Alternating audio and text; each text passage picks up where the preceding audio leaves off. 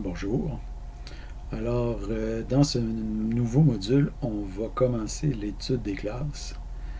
Donc, c'est un module, je considère, extrêmement important que j'espère que vous prendrez le temps de comprendre et d'écouter pour les concepts qui sont présentés ici. Donc, c'est un module un peu plus théorique que les précédents et que les suivants.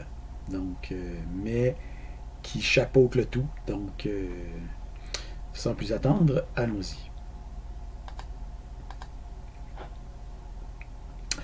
J'aimerais remercier Mathieu Boutillier pour ses précieuses remarques qui ont permis d'améliorer cette présentation.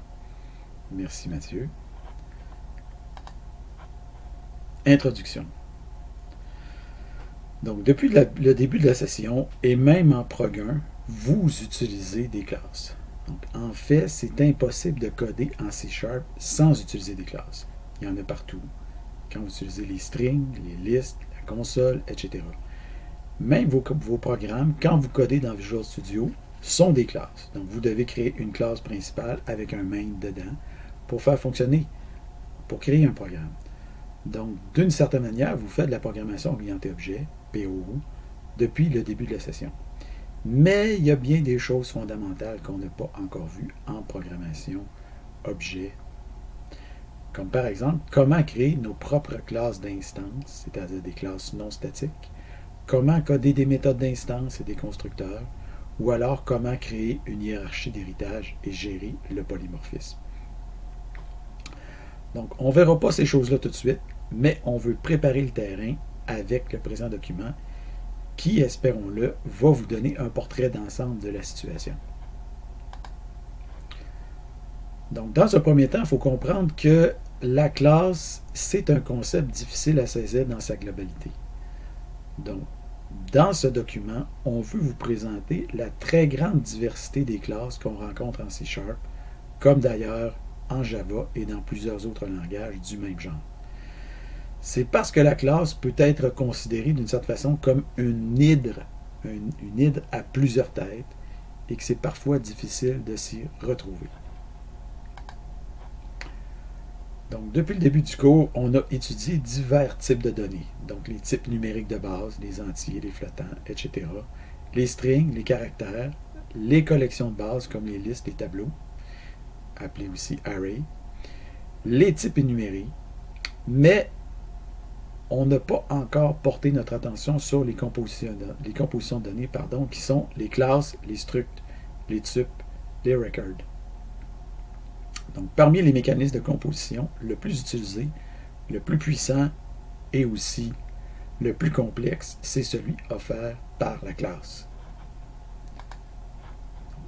Petit rappel concernant la collection versus composition. Donc, une collection, c'est un regroupement d'éléments semblables du même type et d'usage similaire, des autos, des personnes, des cartes à jouer.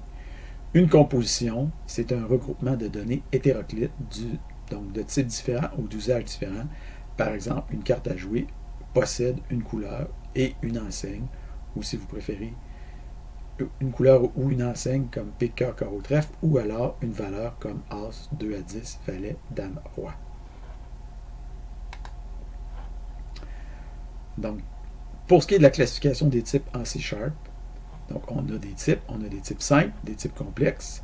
Parmi les types simples, on a des types prédéfinis, comme string, char, bool, int, etc. On a des types utilisateurs, donc des types que vous-même vous allez construire avec, par exemple, les types énumérés. Il y a aussi des types complexes, comme les collections, les compositions et les unions, qui sont des regroupements de données. Donc, parmi les collections, il y en a plusieurs qu'on a déjà étudiées, comme les strings, les arrays, les listes. Les compositions, on n'a pas encore vraiment porté notre attention sur ça. Et les unions, encore moins. Donc, les 3 premiers, on a vu ça. Les 2 derniers, on n'a pas encore vu ça. Donc, si vous portez une attention à ce que vous voyez ici, vous allez voir que string est là et que string est là. Donc, ce n'est pas une erreur. C'est parce que la string est un type simple, d'une certaine façon, peut être considéré comme un type simple prédéfini. En même temps, c'est aussi une collection de caractères. Donc, c'est pour ça qu'on le met ici. Donc, c'est un type un peu, le string est toujours un peu à part du reste dans tout ce qui est programmation.